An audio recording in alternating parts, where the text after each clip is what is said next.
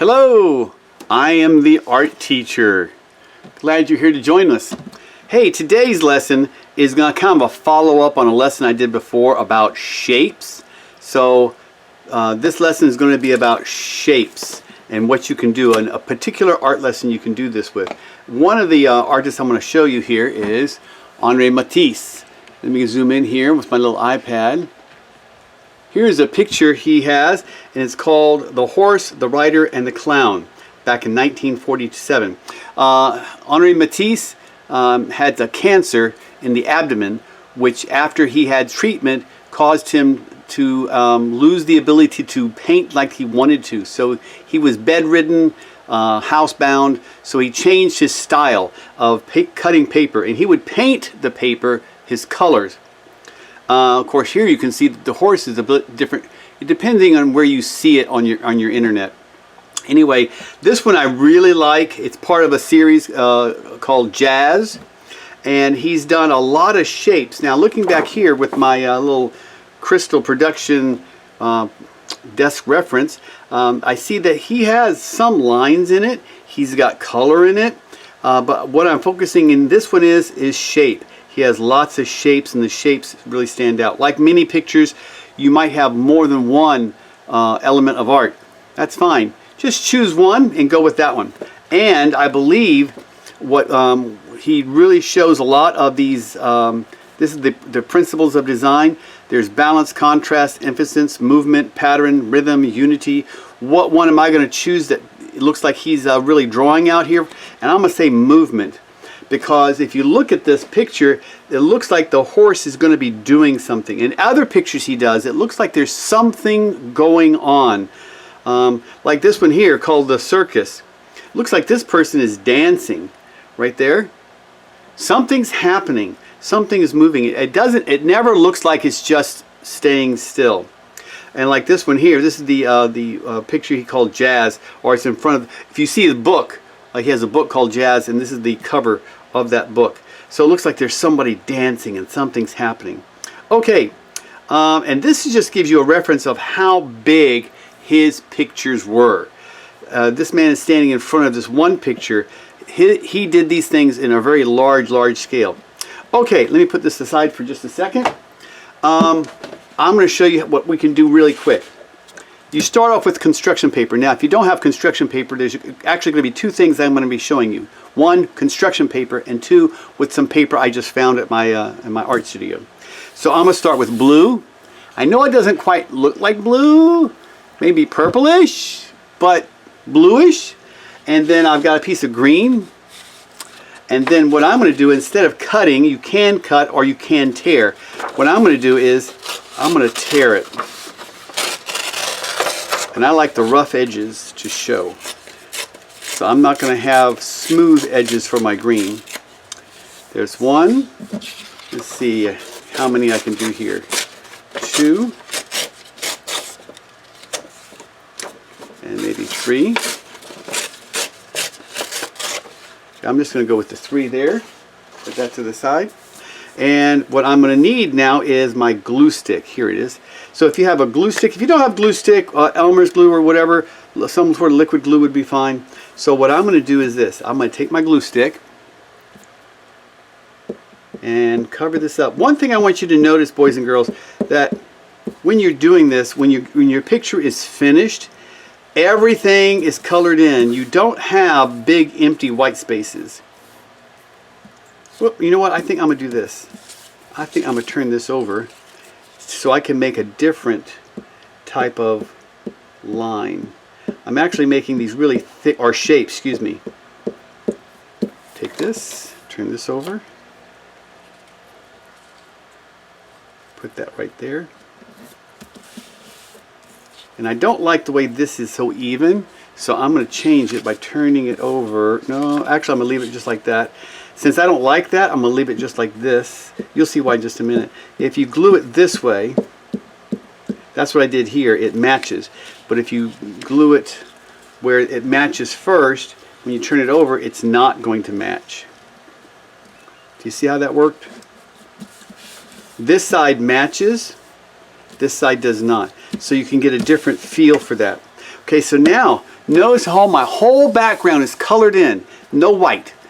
It's all colored in. I got the blue paper. I put these strips of green here. Now I'm going to cut out a person, and some of you are going to say, I don't know how to do a person. It's okay. Neither. If you look at Henri Matisse's pictures, you're going to see that they are not that well done either. It's just the idea of it. So when I cut this out, I started off as a dancer, but then as I did it, it turned out to be more like a runner. And I'm not going to correct anything on this. I could say, wait a minute, this part here doesn't look right, or I should make the hand look better.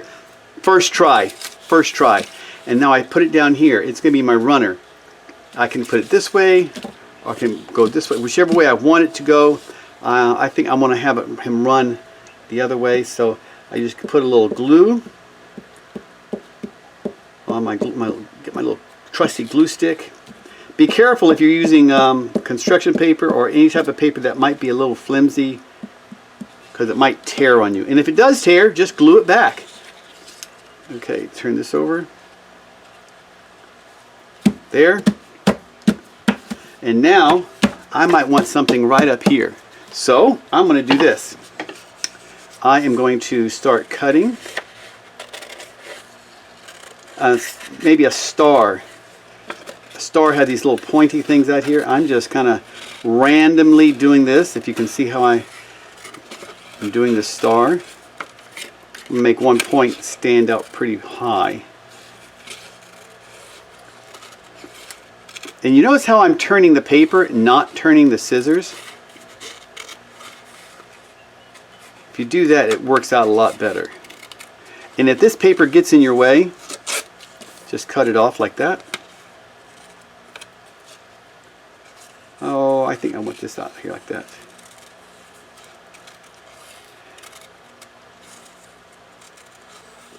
And there is no special way of doing this. It's whatever happens, happens. So now I can set it down here. I'm thinking, do I want it this way? Do I want it this way? Do I want it this way? Which way do I want it? I like that way. So since I like it that way, I'm going to save some of this paper. See, I want it here. I'm going to turn it over, put it on this scrap paper here, do my glue. Then I can pick it up, turn it over, set it where I want it. So it looks, and now don't forget you've got glue on this paper, so you have to throw that away. So there you have it. I can actually take some more of this yellow and put some more yellow pieces all around, but that's my runner on an Henri Matisse style. Now what happens if you don't have construction paper? Oh, that's easy enough. All you need is paper, whatever paper you happen to find. This is newspaper. I just cut a piece of newspaper 9 inches by 12 inches. It doesn't matter the size. That's just what I did. Then I found some wrapping paper that was red, bright red, which will really be a contrast here. So, but I wanted to see what would happen because I can see where it starts to, you see cracks and such. So what I did was, I took another piece of that red and crumpled it up, which gave me this neat texture going on here. So now I'm going to do this, and instead of cutting, I'm going to tear it. And it's kind of a controlled tear, if you can have such a thing. And I don't know what's going to happen to this paper when I tear it. It just tears the way it does. I'm not going to worry about it if it doesn't turn out right. There is no right or wrong. It's just whatever happens. And so is how I'm grabbing it here.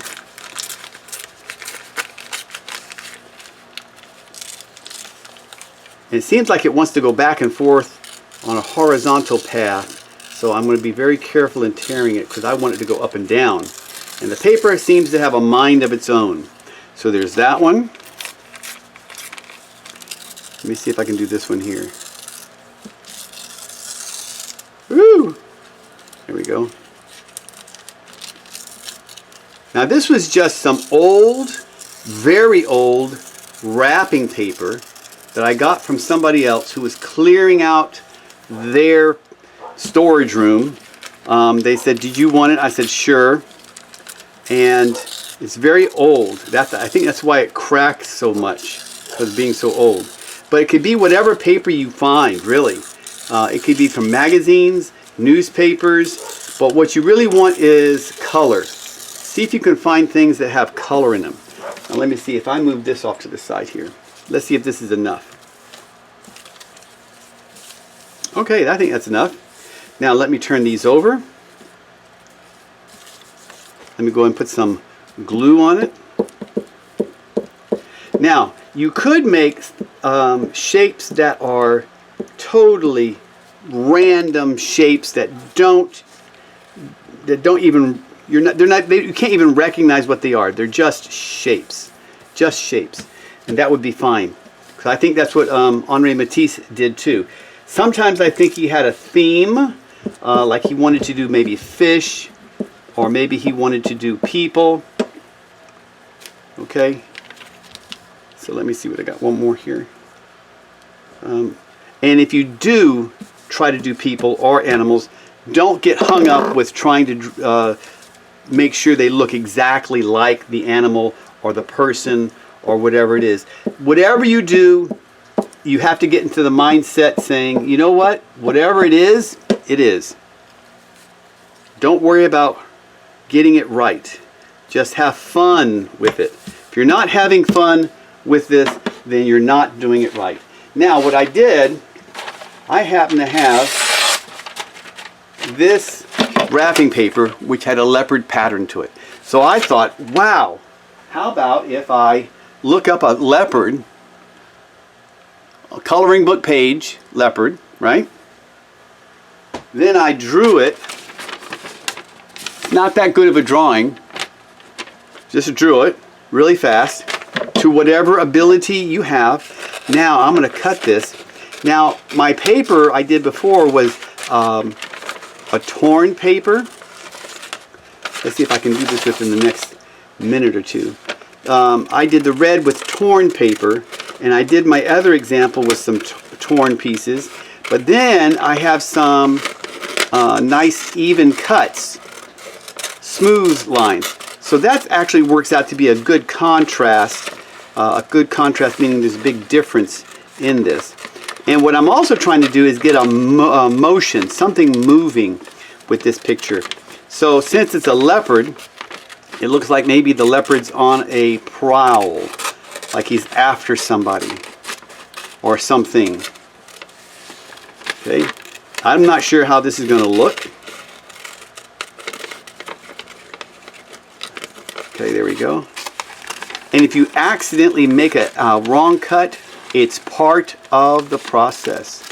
Don't worry about it. Notice how I'm trying to move the paper more than my scissors.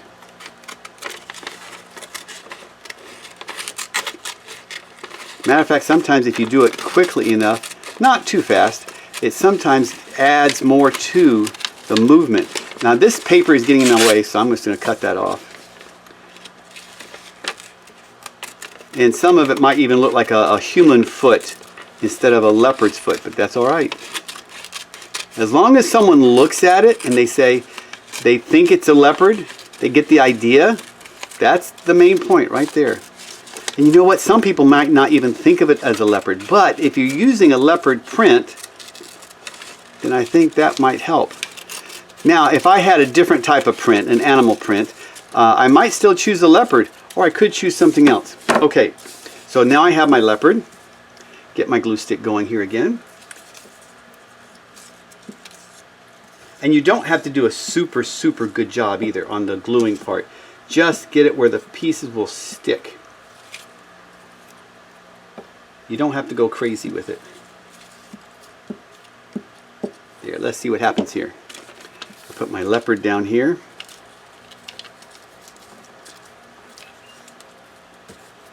There. Leopard on the prowl. Now, could I put something else up here? Sure, if I wanted to. I could put something extra up there. It just depends what materials you found. Now, this is paper I found.